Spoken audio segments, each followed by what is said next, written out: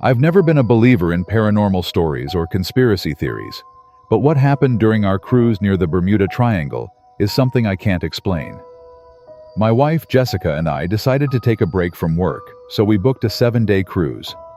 The itinerary was perfect: beautiful islands, open ocean, and a chance to forget about the chaos of daily life. The ship itself was enormous: 15 decks, multiple pools, restaurants, and entertainment options. It felt like a floating city. On the third day, the captain announced that we were entering the area around the Bermuda Triangle. The mention of it made some passengers laugh nervously, but I wasn't concerned. I had always written off stories of ships and planes disappearing in this region as coincidences or human error. The ocean looked calm, the sky clear. Nothing to worry about, I thought. But that night, things started to change. Around 2 a.m., I woke up to Jessica shaking my shoulder. "Did you hear that?" she whispered. I groggily sat up, listening. At first, I heard nothing but the low hum of the ship's engine. Then, there it was, faint but unmistakable. A distant knocking sound, like something tapping against the hull of the ship. It was rhythmic, slow. Tap, tap, tap. Jessica insisted it had been going on for several minutes before she woke me, so I reluctantly got out of bed and opened the door to the balcony. The ocean was pitch black, the moon barely visible through the light fog that had suddenly rolled in. I leaned over the railing and listened again. The tapping sound was still there, clearer now, as if it was coming from somewhere deep below the water. Trying not to freak out, I brushed it off as the ship's machinery, closed the door, and went back to bed. But Jessica couldn't sleep. She sat upright, eyes wide, saying that something felt off, like we weren't alone. At the time, I thought she was just anxious because of the whole Bermuda Triangle myth. By the next morning, everything seemed normal again. We spent the day lounging by the pool, enjoying the sun. But by late afternoon, there was a noticeable shift. The skies began to darken rapidly, and the ocean grew choppy. The ship's captain made an announcement over the intercom, urging passengers to return to their cabins as a sudden storm was approaching. It wasn't the first storm I'd experienced at sea, but something about this one felt different. As the evening wore on, the wind howled outside, and the ship rocked heavily. We tried to distract ourselves with TV, but the power kept flickering. The whole ship seemed to groan under the strain of the storm. Then came the second knock at our door. Jessica and I exchanged confused looks, and I went to open it. No one was there. The hallway was empty, eerily silent, despite the storm raging outside. I shut the door and turned back to Jessica, who was staring at the ceiling. "Do you hear that?" she asked, her voice trembling. I strained my ears and then caught it. A soft, muffled sound, like someone whispering just beyond the walls. The voice was indistinct, like it was underwater. It chilled me to my core. I tried to shake it off as our imagination, a result of the storm and nerves. But then the ship's intercom crackled to life again. "We are experiencing temporary technical difficulties," the captain's voice announced, sounding strangely distant. "Please remain calm." Temporary technical difficulties? What did that mean? There was no further explanation. The announcement cut off abruptly, and the whispering sound above us grew louder, like it was right outside our cabin. My heart was pounding now. I grabbed my phone to check the time. Midnight. That's when we heard the scream. It was high-pitched, desperate, and unmistakably close. Jessica shot out of bed, and without thinking, we rushed out into the hallway. A few other passengers had also emerged, looking equally panicked. The scream had come from somewhere on our deck, but now there was only silence.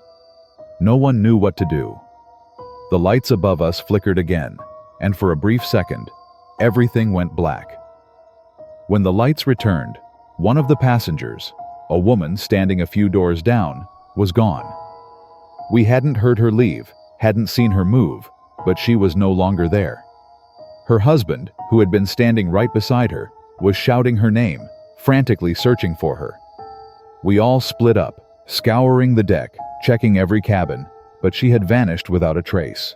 The panic on board grew quickly after that. Passengers whispered about the Bermuda Triangle, about strange disappearances, about how the crew was acting suspiciously distant, as if they knew something they weren't telling us. Jessica became convinced that we were being watched. The strange whispers, the tapping on the hull, the knock on our door, it all added up to something darker than just a storm. The next day, the storm had cleared, but the ship was a ghost town. Entire sections were cordoned off without explanation. Rumors spread that more passengers had gone missing during the night. The captain made no more announcements, and when we tried to ask the staff what was going on, they all gave us the same rehearsed response. Everything is under control.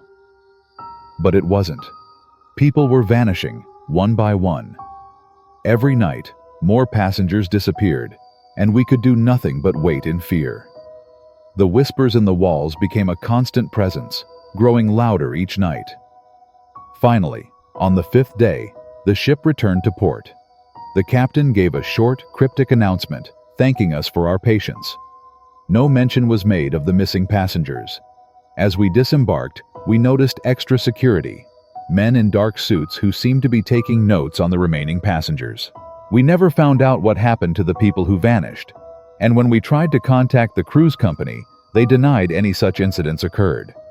It was as if the entire ordeal had been wiped clean from the record. But Jessica and I know what we experienced was real. To this day, we wonder if something followed us home. At night, when everything is quiet, I sometimes hear that same faint tapping sound, just outside my window, as if the Bermuda Triangle isn't done with us yet. Before we dive into the next story, if you're new here, don't forget to subscribe to our channel and hit the bell icon so you never miss out on our upcoming scary stories. We truly appreciate your support, so please share these chilling tales with your friends and family. Thank you.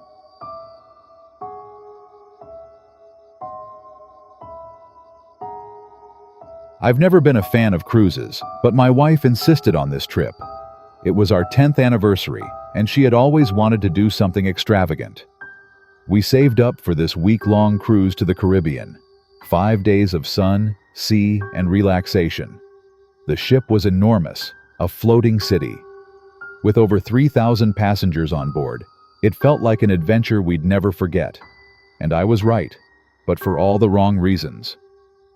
The first few days were perfect. We visited beautiful islands, drank cocktails by the pool, and indulged in way too much food at the buffet. We'd made friends with a few other couples, and every evening we'd all meet for drinks in the ship's piano bar. It was fun, even for a guy like me, who preferred quiet vacations. But things took a strange turn on the 4th night. It was around 11:30 p.m.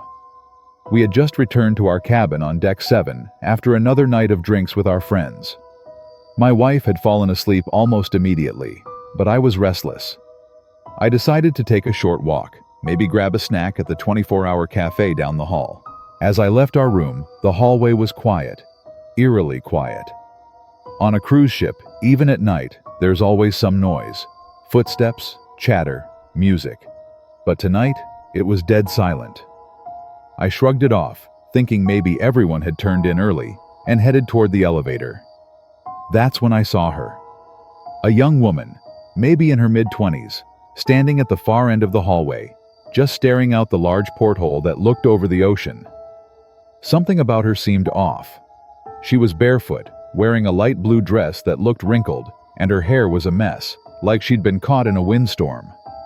She wasn't moving, just standing there, looking out at the blackness of the ocean. I'm not the type to approach strangers, especially in the middle of the night, but something about her made me stop. As I walked closer, I noticed she was quietly sobbing. It wasn't loud, just soft enough that if the hallway hadn't been so silent, I wouldn't have heard it.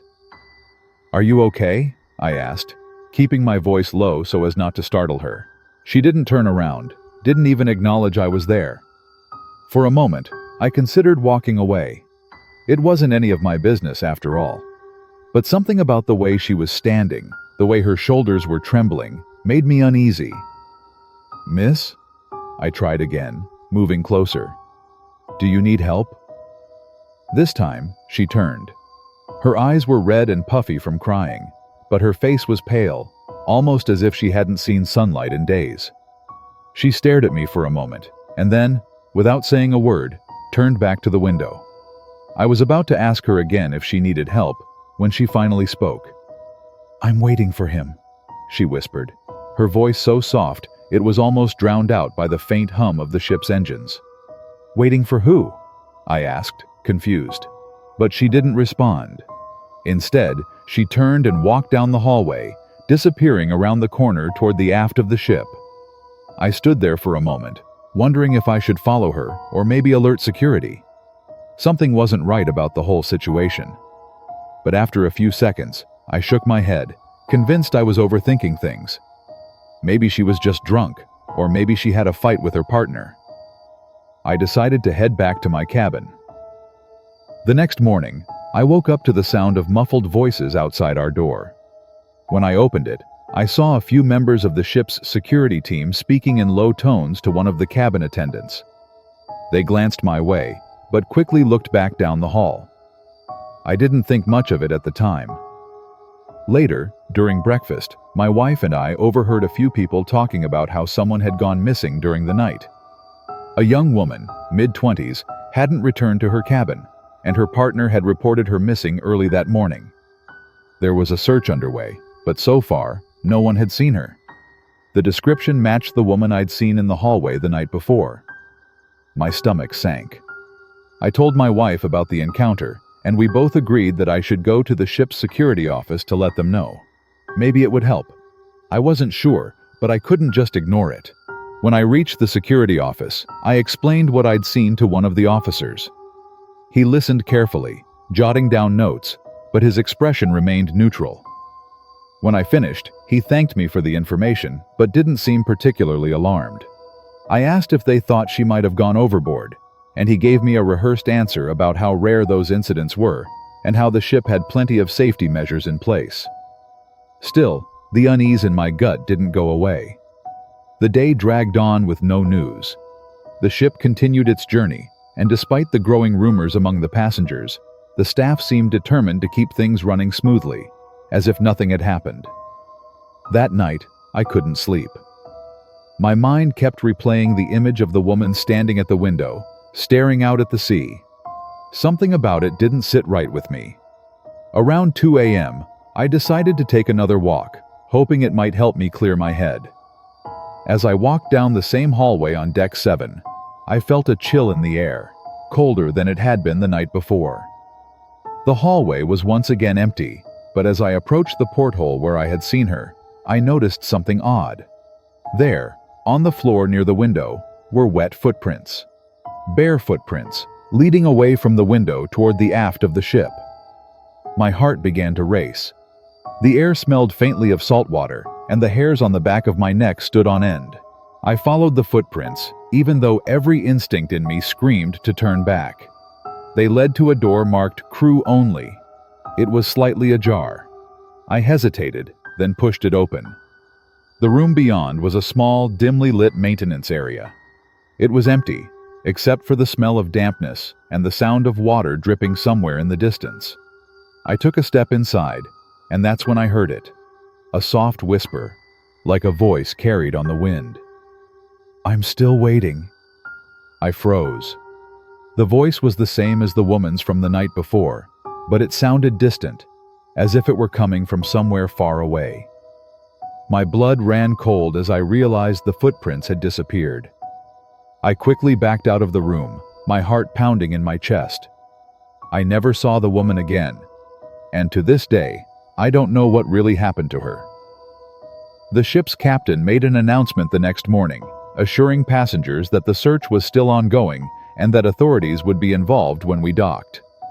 But by the end of the cruise, she was still missing. No trace of her was ever found. To this day, I can't shake the feeling that whatever happened to her, it wasn't an accident. That hallway, that window, it felt wrong, like something dark lingered there. And whenever I think back to that night, I wonder if she's still out there, waiting for someone, or something to come back for her.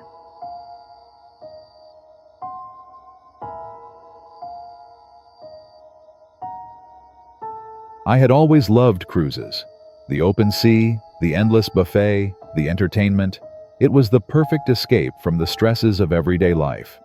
So, when my best friend, Sarah, invited me on a luxury cruise to celebrate her promotion, I couldn't say no. It was a 2-week trip across the Caribbean, stopping at some of the most beautiful islands in the world. Everything seemed perfect, at first. The first few days were blissful. We spent our time lounging by the pool, enjoying the gourmet food, and hitting the onboard shows in the evening. The ship was massive, like a floating city, and it was easy to lose track of time as we explored every nook and cranny. There was so much to do that we barely even noticed the hundreds of other passengers on board. On the third night, Sarah and I met a couple at dinner, Matt and Laura, a friendly pair who were celebrating their anniversary. We hit it off instantly, and over drinks, they shared stories of their travels, making plans to meet up the next day for some island excursions. Everything seemed normal, even fun. But that night, something strange happened. Around 2 a.m., I was jolted awake by the sound of footsteps outside our cabin. At first, I thought it was just a fellow passenger, maybe heading back to their room after a late-night party. But the footsteps were heavy, uneven, like someone was limping. I sat up in bed, my heart pounding. The footsteps paused right outside our door. I held my breath, straining to hear. The ship was otherwise silent, except for the distant hum of the engines. I waited for the footsteps to move on, but instead, there was a soft, deliberate knock. It was so faint that I wondered if I had imagined it. My eyes darted to Sarah, who was still asleep, blissfully unaware. The knock came again, slightly louder this time. Hesitant, I got out of bed and tiptoed to the door, trying to convince myself that it was probably just a crew member or someone looking for the wrong cabin. Slowly, I opened the door a crack, just enough to peer into the dimly lit hallway. No one was there. A chill ran down my spine. I stepped into the corridor, looking left and right, but the hallway was completely empty. The faint sound of the ship creaking and the distant murmur of the ocean was all that I could hear. Puzzled and a little shaken, I closed the door and climbed back into bed, trying to convince myself it was nothing. The next morning, things got weirder. Matt and Laura didn't show up for breakfast. Sarah and I figured they must have slept in or decided to do their own thing, but by lunchtime, there was still no sign of them. We decided to head to their cabin and check in, but when we arrived, the door was slightly ajar. Something was off. We called out their names, but got no response. Stepping inside cautiously, we saw that their room looked like it had been hastily abandoned. Clothes were strewn about, the bed was unmade, and their suitcases were still unpacked. It didn't make sense. People didn't just vanish like this. We reported it to the ship's staff, who assured us they would look into it, but there was a distinct unease in their eyes. It felt like they already knew something they weren't telling us. As the day wore on, we heard rumors from other passengers. More people were missing. Couples, solo travelers, all disappearing without a trace. The ship's staff began closing off certain areas of the ship, citing maintenance issues, but no one was buying it. The mood on board shifted from carefree to tense. People whispered about strange sightings at night, dark figures lurking in the halls, and eerie noises coming from the lower decks. That night, Sarah and I locked ourselves in our cabin, too scared to leave. Around midnight, the knocking started again. This time, it was louder, more insistent. My heart raced as the sound echoed through the hallway outside our door. Sarah was wide awake now, staring at me with wide, terrified eyes. "Don't open it," she whispered, her voice shaking. We sat frozen in silence as the knocking grew more frantic, like someone was desperately trying to get in. Then, without warning, it stopped. The silence that followed was suffocating. Suddenly, there was a voice, soft and distant, coming from the other side of the door. "Help me, please." Sarah's hand shot out to grab mine, her fingers digging into my skin. The voice sounded familiar. It was Laura. My heart pounded in my chest. Was it really her? Could she have escaped from wherever she and Matt had gone? But something wasn't right. The voice didn't sound natural. It was distorted, almost like it was being mimicked. The hair on the back of my neck stood up, and a sense of dread washed over me. "We need to leave," Sarah whispered, her voice barely audible. We grabbed our things and slowly crept out into the hallway. It was eerily quiet. As we made our way down the dimly lit corridor, I glanced back and saw something that made my blood run cold. A shadowy figure stood at the end of the hall, watching us. It was tall, unnaturally thin, its eyes glowing faintly in the darkness. I grabbed Sarah's arm, and we ran. We spent the rest of the night hiding in one of the ship's public lounges, surrounded by other terrified passengers. No one knew what was happening, but it was clear we were no longer safe. The ship, once a place of luxury and relaxation, had become a prison, a hunting ground for something far more sinister than any of us could have imagined. The next morning, the captain made an announcement. We were turning back to port, cutting the cruise short due to unforeseen circumstances. No explanation was given, but we didn't care. We just wanted off that ship. To this day, I don't know what happened to Matt, Laura, or the others who disappeared.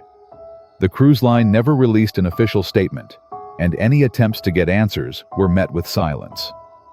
But I'll never forget that knocking in the middle of the night, or the shadowy figure watching us from the dark.